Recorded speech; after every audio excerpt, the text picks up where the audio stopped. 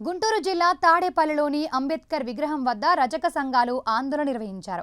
అనంతరం చలో అసెంబ్లీ కార్యక్రమానికి పిలుపునిచ్చారు. బీసీలకు ఇచ్చిన ఏ ఒక్క హామీ కూటమి ప్రభుత్వం నెరవేర్చలేదని ఆగ్రహం వ్యక్తం చేశారు. బడ్జెట్లో బీసీల సంక్షేమానికి రావాల్సిన 8,000 కోట్లకు కోత పెట్టారని ఆవేదన చెందారు. ఎన్నికల ప్రణాళికలో ఇచ్చిన వాగ్దానాలను ఎన్నికల ప్రణాళికలో రజకులకు ఇచ్చిన వాగ్దానాలను ఎన్నికల ప్రణాళికలో ఇచ్చిన వాగ్దానాలను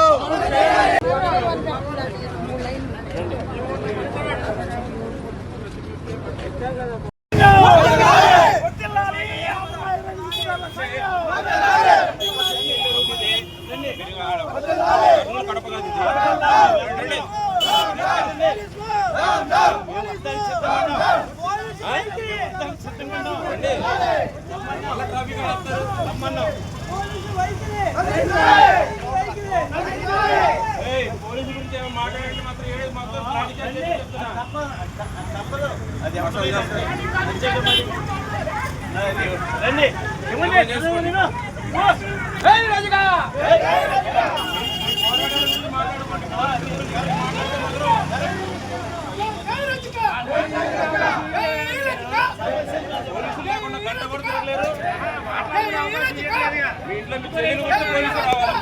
పోలీసు రావాలా ఈ సమస్యల గురించి మాట్లాడుకోండి. మాట్లాడతారు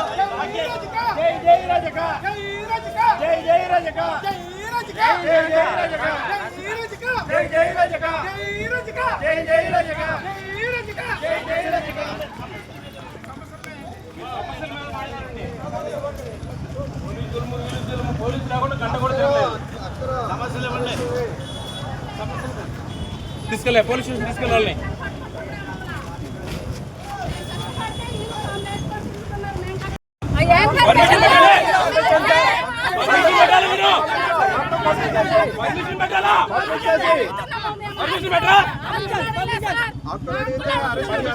పోలీసు ఆర్గ్యుమెంట్ చేస్తారు.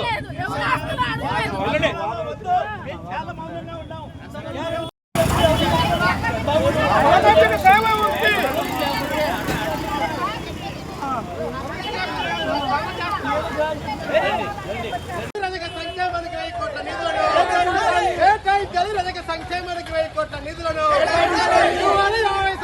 ప్రతి రజ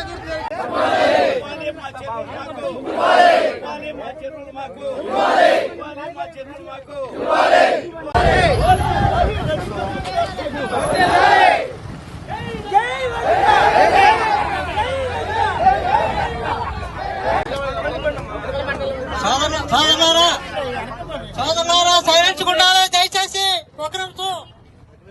ఈరోజు రజకులకు సామాజిక రక్షణ చట్టం వెంటనే ఏర్పాటు చేయాలి,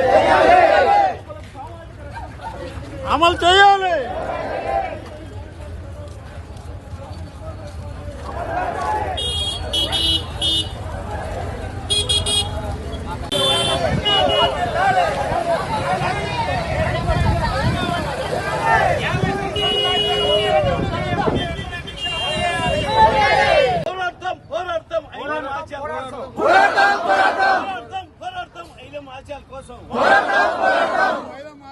రజక వృత్తిదారుల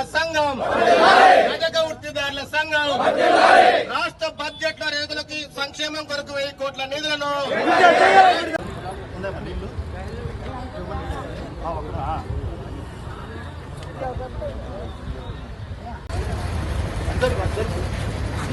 వర్ధిల్లాలి ఏపీ రజక వృత్తిదారుల సంఘం. ఎన్నికల ముందు రజకులు ఇచ్చిన మాటను వాగ్దానం అమలు చేయాలని కూటమి ప్రభుత్వం. ఎన్నికల ముందు రజక వృత్తిదారులకు ఇచ్చిన మాటను తప్పినటువంటి కూటమి ప్రభుత్వం.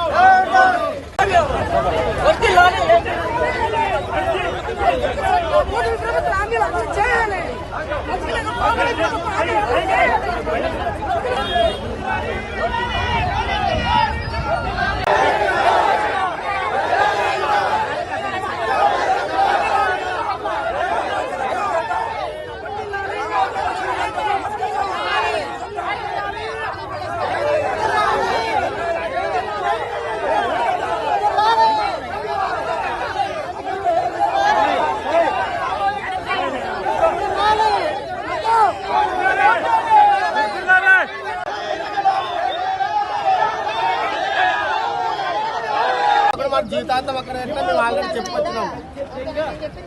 ఓకే ఓకే మేడం, మీ పని మీరు చేయండి, మా పని మేము చేస్తాం. మేమేమో దౌర్జన్యం చేస్తలేము ఎవరినైనా. దేవుడు ట్రాఫిక్ అంతరాయం కలిగిస్తలేము, ట్రాఫిక్ అంతరాయం కలిగించాము, ఒకరికి ఇబ్బందులు కల్పించాము.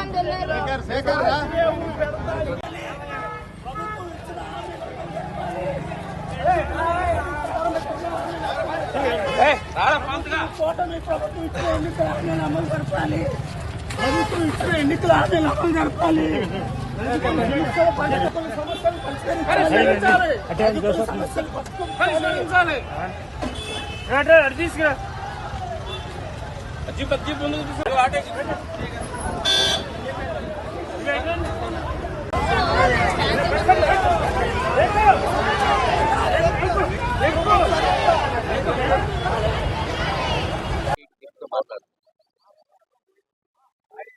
ముందుగా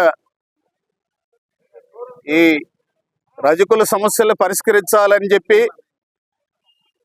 ఈ ధర్నాకు వచ్చినటువంటి మహాధర్నాకు వచ్చినటువంటి మిత్రులందరికీ, అదేవిధంగా పాత్రికేయ మిత్రులకి ప్రత్యేకమైన అభినందనలు తెలియజేస్తున్నాం రాష్ట్ర సంఘం నుంచి.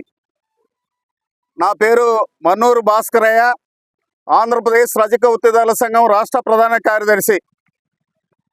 తెలుగుదేశం కూటమి ప్రభుత్వం ఎన్నికలకు ముందు ప్రతిపక్షంలో ఉన్నప్పుడు చంద్రబాబు నాయుడు గారు ప్రతిపక్ష హోదాలో అనేక ప్రాంతాల్లో రాష్ట్రం అంతా తిరుగుతూ, నారా లోకేష్ గారు యువగలం పాదయాత్రలో తిరుగుతూ అనేక సందర్భాల్లో మేము కలిసి అర్జీలు వినతి పత్రాలు ఇవ్వడం జరిగింది. వారు చెప్పిన మాట, అన్నా రజకులు వెనకబడిన తరగతుల కష్టాలు మాకు తెలుసు, తెలుగుదేశమే పార్టీ వెనకబడిన తరగతులకు సంబంధించినటువంటి పార్టీ, బీసీలే వెన్నెముక్క అని చెప్పారు. నేను అడుగుతున్నాను, ఈరోజు ముఖ్యమంత్రి గారు చంద్రబాబు నాయుడు గారు 2 సంవత్సరాలు అయింది, మీ పరిపాలన పూర్తి కావస్తుంది. ఈరోజు బడ్జెట్ ప్రవేశపెడుతున్నారు, చర్చ జరుగుతుంది. అయ్యా, మీరు బీసీలకి కేటాయించింది ఎంత, ఖర్చు పెట్టింది ఎంత? పోయిన బడ్జెట్లో 47,000 కోట్ల రూపాయలు కేటాయించామని చెప్పారు. ఎక్కడ ఖర్చు పెట్టారు, దేనికి ఖర్చు పెట్టారు? అంటే మీరు రొటీన్గా జరిగేటటువంటి కార్యక్రమాల లెక్కలన్నీ తీసి బీసీలు లెక్కలు చెప్పి ఇంత ఖర్చు పెట్టామని చెప్తున్నారా? ఇది దుర్మార్గమైన విషయం. మా సంక్షేమానికి అధిక నిధులు కేటాయిస్తామని చెప్పారు. ఇప్పుడు బీసీలకి 51 కోట్ల రూపాయలు కేటాయిస్తున్నామని చెప్పారు. కానీ సంక్షేమంలో, అందులో బీసీలకు పెట్టే సంక్షేమంలో 8,000 కోట్ల రూపాయలు కోత పెట్టారు ఇప్పుడు మీరు. ఇది దుర్మార్గమైన విషయము. అంటే కోత పెడుతూ సంక్షేమాన్ని ముందుకు తీసుకుపోతామని చెప్తున్నారు. ఎలా తీసుకుపోతారో మాకు తెలియదు. అంతేకాదయ్యా, మీరు 8 మంది మంత్రులతో బీసీ సబ్ కమిటీని వేశారు. ముందుగా ఈ ధర్నాకి విచ్చేసినటువంటి రజక సోదరీమణులకు, అలాగే మీడియా మిత్రులందరికీ ముందుగా నా నమస్కారం. ఈరోజు ఈ ధర్నా ఉద్దేశాన్ని మా రాష్ట్ర అధ్యక్ష కార్యదర్శులు వివరించారు. మేము కూడా ఈరోజు ధర్నా పెట్టడానికి కారణం కూడా బడ్జెట్ సమావేశాలు జరుగుతూ ఉన్నాయి. ఈ సమావేశంలో మాకు ఇస్తా ఉన్నటువంటి డిమాండ్స్ని నెరవేర్చాలని చెప్పేసి మేము చెబుతూ ఉన్నాం. అలాగే రక్షణ చట్టం గురించి చెప్పారు. చాలా తీవ్రంగా ఉన్నటువంటి రక్షణ చట్టం చేయాలి. ఎందుకంటే ఎస్సీ ఎస్టీ అట్రాసిటీ చట్టంలాగా ఉండాలి. ప్రభుత్వం ఏం చేసింది, 8 మందితో కమిటీ వేసి బీసీలందరికీ చట్టం అని చెప్పేసి అంటుంది. బీసీలందరికీ ఇచ్చినందువల్ల మాకేమీ నష్టం లేదు, మేము సంతోషిస్తాం. అయితే ప్రధానంగా నష్టపోతుంది ఎవరంటే బీసీలో ఉన్నటువంటి రజక వృత్తిదారులే. ఎందుకంటే అపార్ట్మెంట్లో పనిచేస్తూ ఉన్నారు, వివిధ గ్రామాల్లో పనిచేస్తూ ఉన్నారు. వీళ్ళ మీద అనేక రకాలుగా దాడులు జరుగుతూ ఉన్నాయి. కాబట్టి ఖచ్చితంగా మాకు రక్షణ చట్టం అవసరం అని చెప్పేసి మేము ప్రధానంగా డిమాండ్. అలాగే కార్పొరేషన్ కేటాయించారు. కార్పొరేషన్కి చైర్మన్ గారు ఉన్నారు. ఆమె అన్ని జిల్లాలు తిరుగుతూ ఉంది. ఆత్మీయ మహాసభలని, ఆత్మీయ సభలను పెడతా ఉన్నారు. కానీ ఆత్మీయ సభల వల్ల ఏం ఉపయోగం లేదని చెప్పేసి మేము చెప్పదలుచుకున్నాం. ఎందుకంటే రజకులు ఎత్తుకున్నటువంటి ఈ సమస్య మీద పనిచేయకోకుండా ఏదో అధికార యంత్రాంగాన్ని కదిలిచ్చి ఆత్మీయ సభలు పెట్టినందువల్ల ఉపయోగం లేదు. కాబట్టి మా ఈ డిమాండ్లు మొత్తాన్ని కూడా ప్రభుత్వం నెరవేర్చాలి. నెరవేర్చని పక్షంలో భారీ స్థాయిలో స్టేట్ వైడ్గా మేము 4% పోటీ ఉంది. మేము అందరూ కూడా కదిలి ప్రభుత్వానికి బుద్ధి చెబుతామని చెప్పేసి ఈ సభాముఖంగా చెబుతా ఉన్నాం. కూడా ఆంధ్రప్రదేశ్ రజక వృత్తిదారుల సంఘం రాష్ట్ర కమిటీ తరఫున మీ అందరికి కూడా అభినందనలు తెలియజేస్తా ఉన్నాం. ఇందాకనే మా రాష్ట్ర ప్రధాన కార్యదర్శి భాస్కరయ్య గారు వివరించారు. నా పేరు గురుశేఖర్, రాష్ట్ర అధ్యక్షులని. ఏదైతే కూటమి ప్రభుత్వం ఎన్నికల ప్రణాళికలో తన మేనిఫెస్టోలో పెట్టినటువంటి హామీలను అమలు చేయాలనే ఉద్దేశం ప్రధాన డిమాండే ఈరోజు ఇక్కడ ధర్నా. ఎందుకంటే రజక సంక్షేమానికి నిధులు కేటాయిస్తాను, దాని ద్వారా మీ సంక్షేమానికి ఖర్చు పెడతా అన్నాడు. పోయిన బడ్జెట్లో ఆదరణ 3 కోసం 1000 కోట్ల నిధులు కేటాయించాడు. కానీ ₹1 కూడా నిధులని ఖర్చు పెట్టలేదు. మళ్ళీ ఏమైనాయో ఆ 1000 కోట్లు ఇప్పుడు దాకా కూడా తెలియదు. మళ్ళా 2026-27 బడ్జెట్లో ఆదరణ 3 కోసం మళ్ళీ 1000 కోట్లు ఖర్చు పెట్టాం. ఈ 1000 కోట్ల ద్వారా బీసీలని, వృత్తిదారులని పారిశ్రామికవేత్తలుగా తయారు చేస్తామని బీసీ సంక్షేమ శాఖ మంత్రి చెప్పడం చాలా విడ్డూరంగా ఉంది.